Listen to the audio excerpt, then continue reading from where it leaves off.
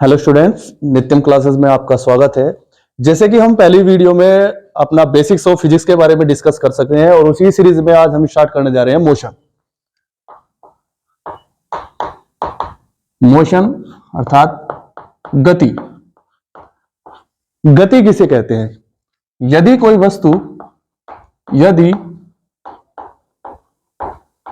वस्तु किसी निश्चित बिंदु के सापेक्ष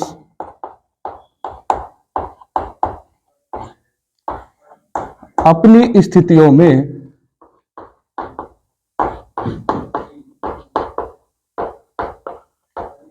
समय के साथ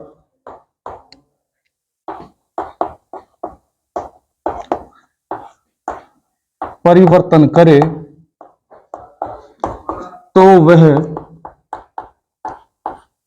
गति अवस्था में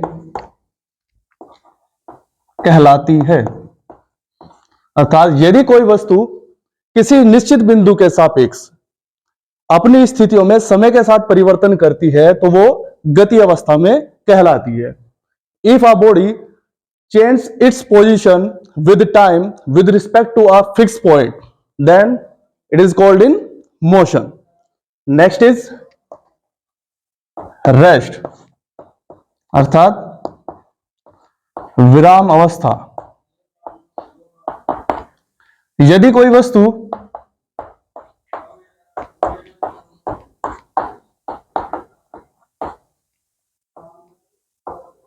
किसी निश्चित बिंदु के सापेक्ष अपनी स्थिति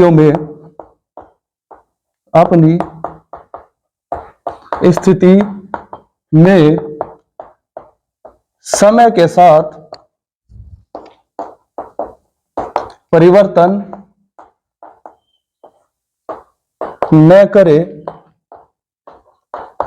तो वह विराम अवस्था में कहलाती है।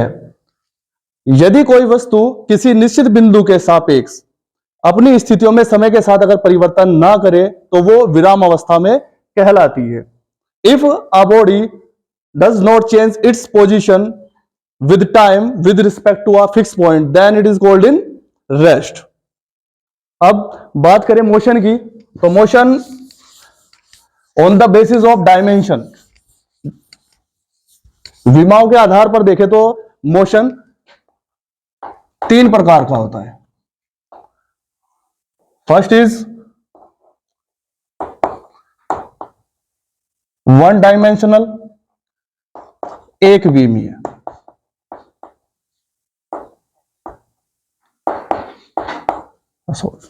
एक विमीय। सेकंड इज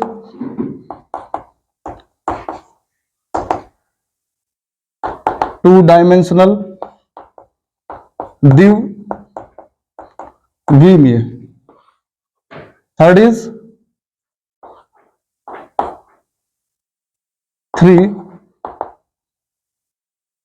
डायमेंशनल यानी त्रिविमीय। वन डायमेंशनल अर्थात एक विमीय। कैसे पता लगेगा कि हमारा मोशन एक विमीय है या द्विविमीय है या त्रिविमीय है? हमारे पास जो निर्देश तंत्र होता है उसमें एक्स, वाई और जेड कोऑर्डिनेट होते हैं, और जहां पर तीनों कोऑर्डिनेट मीट करते हैं उसे मूल बिंदु कहते हैं और जिसके निर्देशांक होते हैं 0,0। प्रकृति में वैसे कोई जो हमारा फिक्स निश्चित बिंदु कोई नहीं होता, लेकिन फिर भी हम कार्टेशियन प्लेन में जो मूल बिंदु है उसको एक निश्चित बिंदु मानते हैं जिसके सापेक्ष हम अपनी स्थितियों को अध्ययन करते हैं। तो अगर एक विमीय गति में अगर तीन हमारे पास एक्स, वाई और जेड तीनों निर्देशांकों में से किसी एक निर्देशांक में समय के साथ परिवर्तन हो तो ऐसी गति एक विमीय गति कहलाती है। द्विविमीय गति, यदि तीनों निर्देशांकों में से किन्हीं दो यानी x और y भी हो सकते हैं, वो y और z भी हो सकते हैं, या फिर वो x और z भी हो सकते हैं। तो तीनों निर्देशांकों में से किन्हीं दो निर्देशांकों में अगर समय के साथ परिवर्तन हो तो वो गति द्विविमीय गति अर्थात 2 डायमेंशनल मोशन कहलाता है। नेक्स्ट इज 3 डायमेंशनल मोशन या त्रिविमीय गति। अगर समय के साथ तीनों निर्देशांकों x और y और z तीनों में समय के साथ अगर परिवर्तन हो तो ऐसी गति त्रिविमीय गति कहलाती है। नेक्स्ट इज दूरी और विस्थापन, distance and displacement. We discuss about distance and displacement in previous video, but briefly in what is distance, यानी दूरी किसे कहते हैं। दूरी किसे कहते हैं, तो तय किए गए पथ की लंबाई को दूरी कहते हैं। एंड विस्थापन डिस्प्लेसमेंट किसे कहते हैं, किसी निश्चित दिशा में तय किए गए पथ की लंबाई को विस्थापन कहते हैं। किसी निश्चित दिशा में तय की गई दूरी को विस्थापन कहते हैं। बात करें अब इनमें अंतर की, दूरी और अंतर में डिफरेंस क्या होता है। दूरी और विस्थापन,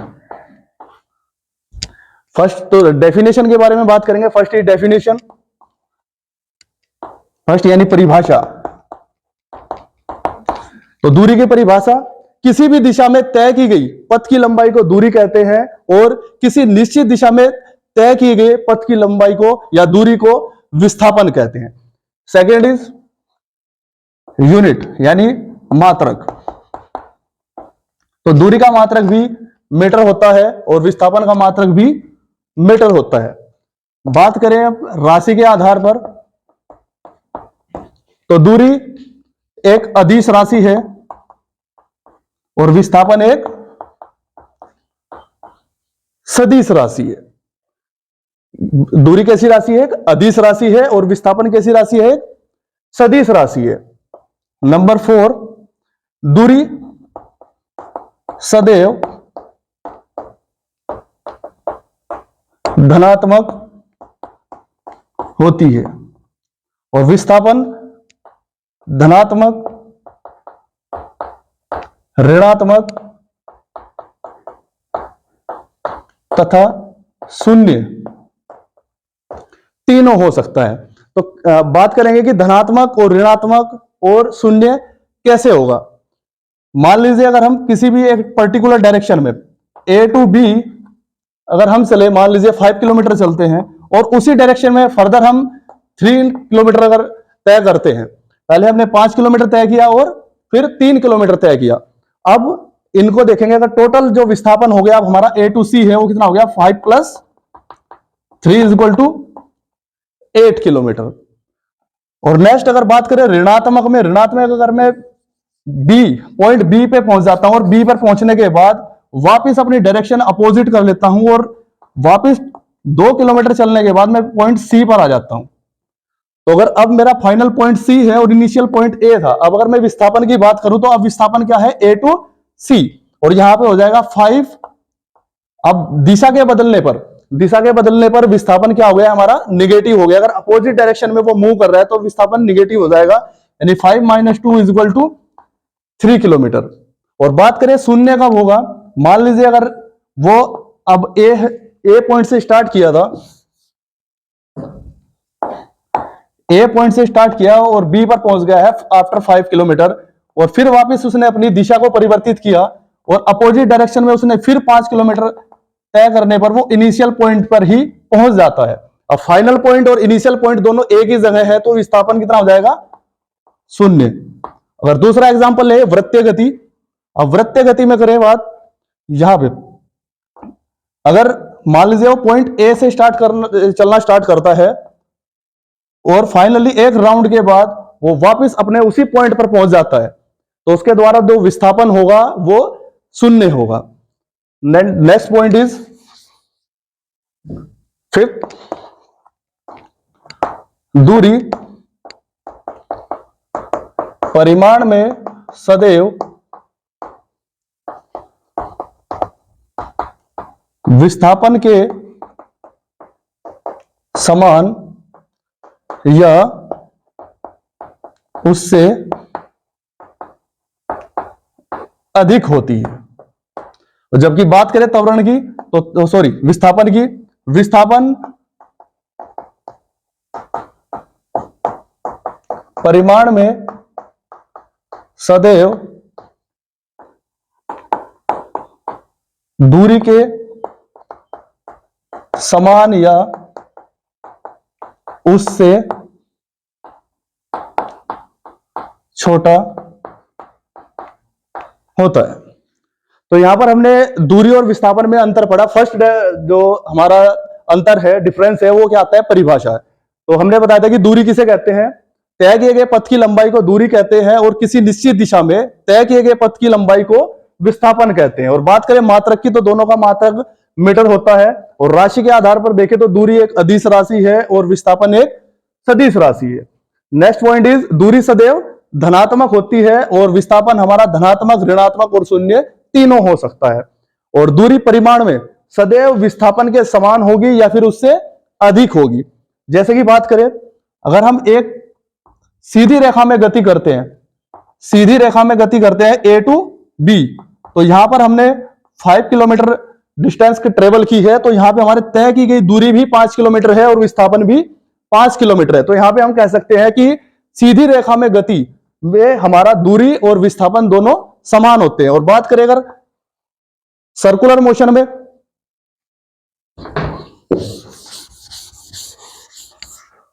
नेक्स्ट अगर बात करें हम, एक सर्कुलर मोशन है, अगर हमने एक बिंदु ए से स्टार्ट किया है और कुछ दूरी चलने के बाद हम बिंदु बी पर पहुंच सकते हैं या पहुंच जाते हैं, तो यहां पर अगर हम देखें उसने हाफ आधा सर्कल अगर हम उसने तय करा है, तो इसमें उसने कितनी दूरी तय करी होगी या कितना विस्थापन तय करा होगा। यदि इस वृत्तीय पथ की त्रिज्या r है तो हम जानते हैं कि वृत्त की परिधि कितनी होती है, परिधि होती है 2 पाई r। परिधि कितनी होती है, परिधि कितनी होती है 2 पाई r। और जबकि अगर हम बात करें ये आधा सर्कल में अगर तय कर रहा है तो आधे वृत्त की परिधि कितनी हो जाएगी, पाई r। तो तय की गई दूरी कितनी हो जाएगी, यहां पे हमारी दूरी हो जाएगी पाई r। और जबकि अगर विस्थापन की बात करें तो विस्थापन क्या हो जाएगा, वृत्त का डायमीटर, डायमीटर यानी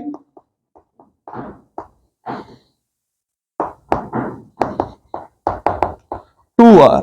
विस्थापन यानी जो विस्थापन होगा वो कितना हो जाएगा, equal to the diameter of circle यानी 2r। तो यहां पे हम देखते हैं कि जो दूरी है वो ग्रेटर देन है आपके विस्थापन से। ठीक है, तो हम यहां पे हमने अभी पढ़ाया था कि दूरी परिमाण में सदैव विस्थापन के या तो इक्वल होगी या फिर उससे अधिक होगी। और यहां पे दोनों चीज अब प्रूव हो जाती है, विस्थापन परिमाण में सदैव या तो दूरी के समान होगा या फिर उससे छोटा होगा। नेक्स्ट टॉपिक इज चाल। चाल किसे कहते हैं, स्पीड ऑफ ऑब्जेक्ट।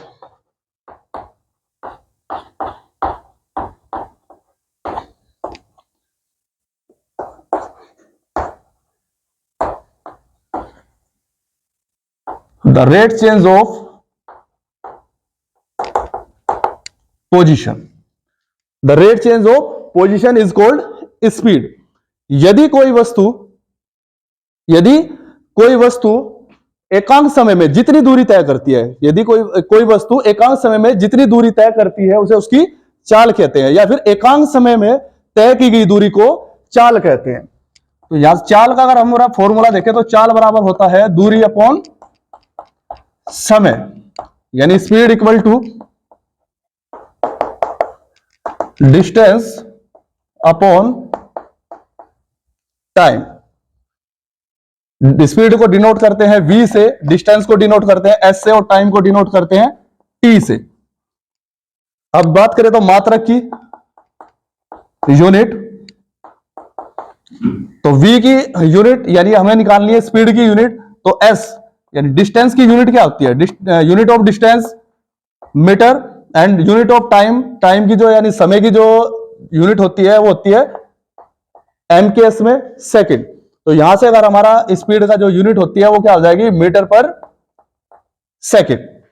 अब बात करें स्पीड कितने प्रकार की होती है चाल,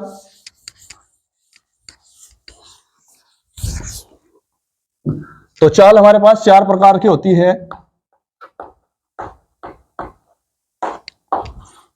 फर्स्ट इज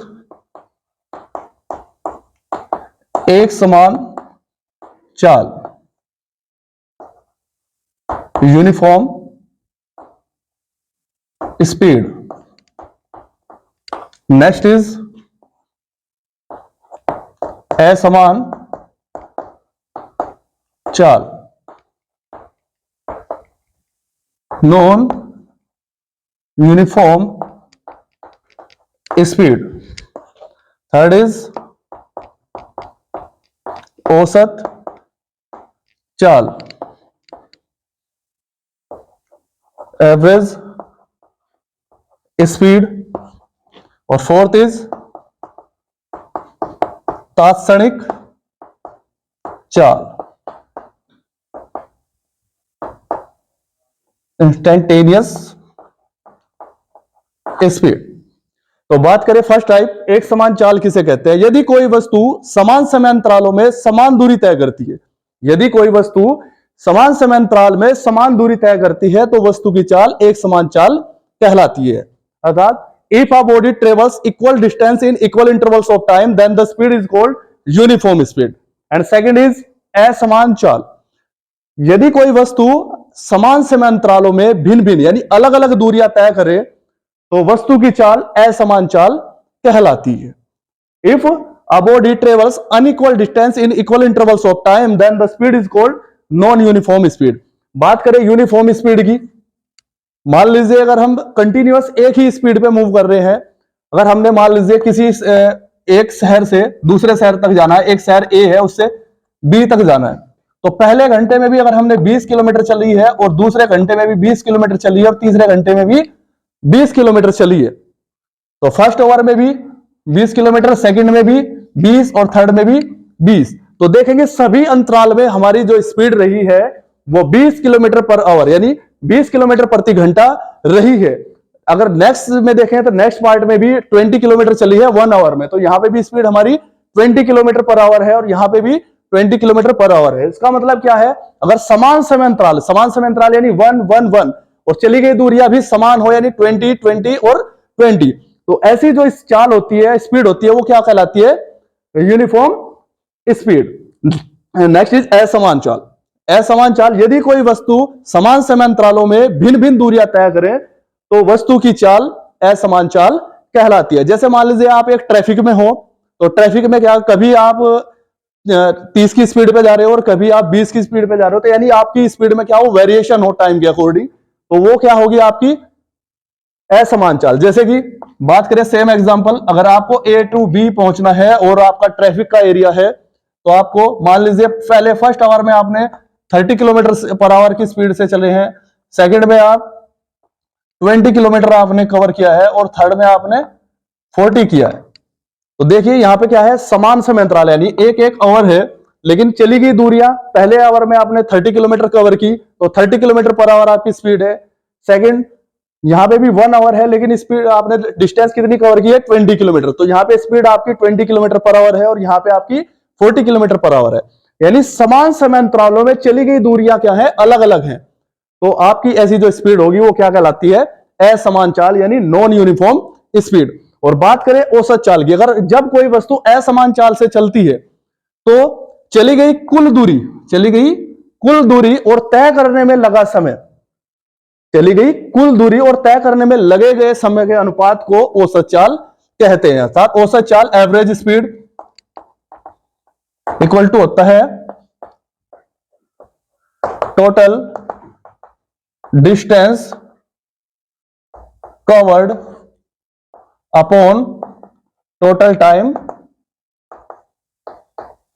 टेकन। तो बात करें इस एग्जांपल की, यहां पे टोटल डिस्टेंस कवर कितनी हो जाएगी, 30 प्लस 20 प्लस 40, और टोटल टाइम कितना हो जाएगा, 1 आवर प्लस 1 प्लस 1 यानी टोटल 3 आवर। तो बात करेंगे यहां पे एवरेज स्पीड कितनी होगी, तो 30 प्लस 20 50 और 90 upon 3, answer is 30 kilometre per hour. इसका मतलब जो एवरेज स्पीड होती है वो क्या होती है, पूरी असमान चाल से हमने जितनी दूरी तय करी है तो चली गई कुल दूरी और उसे तय करने में लगा जितना समय है उसका अनुपात क्या कहलाता है? आपका औसत चाल। बात करें तात्क्षणिक चाल किसे कहते हैं, यानी इंस्टेंटेनियस स्पीड। तात्क्षणिक चाल किसी बिंदु पर किसी क्षण, किसी बिंदु पर किसी क्षण वस्तु की चाल तात्क्षणिक चाल कहलाती है। The speed of any object at any point at any instant of time is called instantaneous speed और तात्क्षणिक चाल। मान लीजिए अगर मैं अपनी बाइक से जा रहा हूं कहीं भी किसी स्थान पर, तो अचानक किसी क्षण में देखता हूं कि मेरी स्पीड कितनी है, मेरा ध्यान में अपने मीटर की ओर जाता है, तो वो स्पीड जो होगी मेरी उस समय वो क्या कहलाएगी? तात्क्षणिक चाल। नेक्स्ट टॉपिक इज वेग, वेलोसिटी। वेग किसे कहते हैं?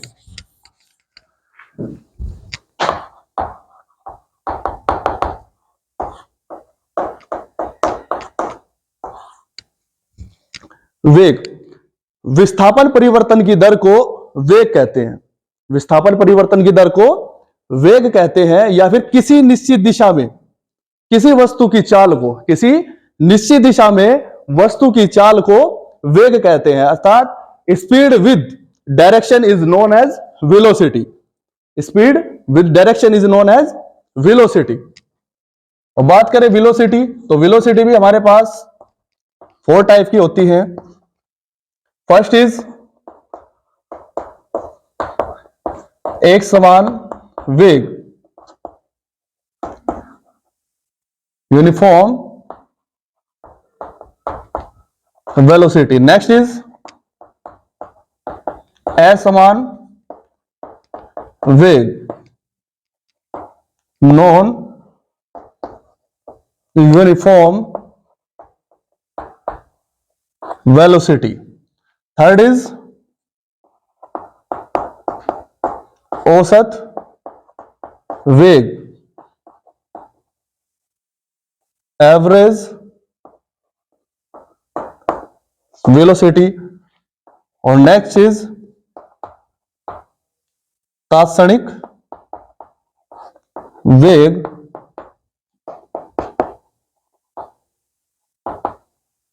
Instantaneous velocity. Same as speed, हमारे पास वेग भी 4 प्रकार के होते हैं। पहले फर्स्ट है एक समान वेग। यदि कोई वस्तु किसी निश्चित दिशा में, यदि कोई वस्तु किसी निश्चित दिशा में समान समय अंतरालों में समान दूरी तय करती है तो वस्तु का वेग एक समान वेग कहलाता है। If a body travels equal distance in equal interval of time in a definite direction then the velocity is called uniform speed. Next is असमान वेग। असमान वेग किसे कहते हैं? यदि कोई वस्तु किसी निश्चित दिशा में, यदि कोई वस्तु किसी निश्चित दिशा में समान समय अंतरालों में भिन्न भिन्न दूरियां तय करती है, यदि कोई वस्तु किसी निश्चित दिशा में समान समय अंतरालों में भिन्न भिन्न दूरियां तय करती है तो वस्तु का वेग असमान वेग कहलाता है। If a body travels unequal distance in equal intervals of time in a definite direction then the velocity is called non uniform velocity. Next is average velocity, औसत वेग। औसत वेग असमान वेग से गतिमान किसी वस्तु द्वारा तय कुल विस्थापन और विस्थापित होने में लगा कुल समय का अनुपात जो होता है वो औसत वेग कहलाता है। It is defined as the ratio of total displacement to the total time taken is known as average speed of the object. Next is तात्क्षणिक वेग। किसी निश्चित दिशा में, किसी निश्चित दिशा में किसी बिंदु पर किसी क्षण किसी वस्तु का जो वेग है वो क्या कहलाता है? तात्क्षणिक वेग। The velocity in a direction at a point at an instant of time is known as तात्क्षणिक और इंस्टेंटेनियस वेलोसिटी और तात्क्षणिक वेग। Next is difference between speed and velocity,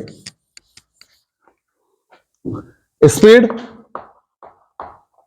and velocity. First is definition अर्थात परिभाषा। तो बात करें फर्स्ट डिफरेंस की, तो वो क्या आता है, परिभाषा से स्टार्ट करते हैं हम। तो स्पीड यानी चाल, आपकी चाल की डेफिनेशन क्या होती है, किस एकांक समय में तय की गई दूरी को चाल कहते हैं, तथा किसी निश्चित दिशा में एकांक समय में चली गई दूरी को वेग कहते हैं, या फिर दूरी के साथ जो हमारी चाल होती है, सॉरी डायरेक्शन के साथ जो हमारी चाल होती है उसे क्या कहते हैं, वेग कहते हैं। नेक्स्ट इज यूनिट यानी मात्रक।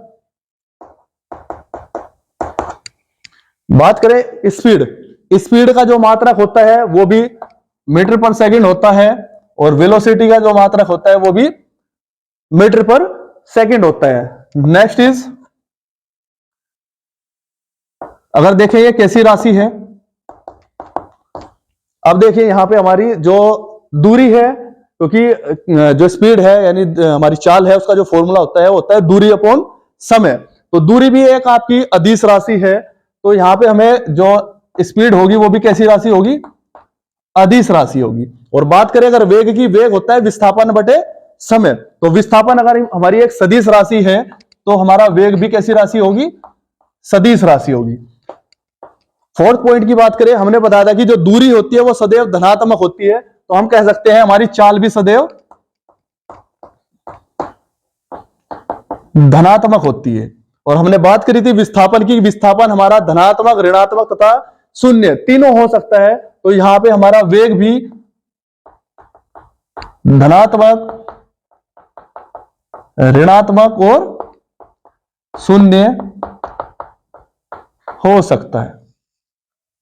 और बात करें परिमाण की, तो हमने बात अभी दूरी और विस्थापन में पढ़ा था कि दूरी हमेशा परिमाण में विस्थापन से या तो समान होती है या फिर उससे बड़ी होती है। तो इसी प्रकार जो चाल होती है, चाल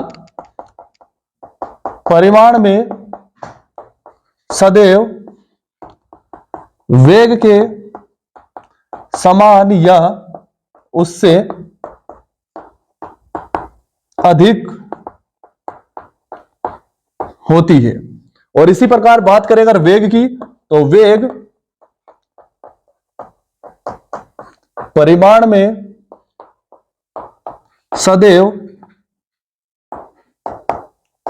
चाल के समान या उससे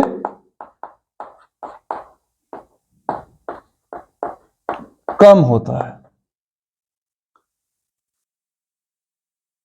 आशा करते हैं ये टॉपिक आपकी समझ आए होंगे, और नेक्स्ट टॉपिक जैसे त्वरण और वेग समय ग्राफ और दूरी समय ग्राफ के साथ मिलते हैं नेक्स्ट वीडियो में जल्द ही। और कीप वॉचिंग नित्यम क्लासेस। Thank you.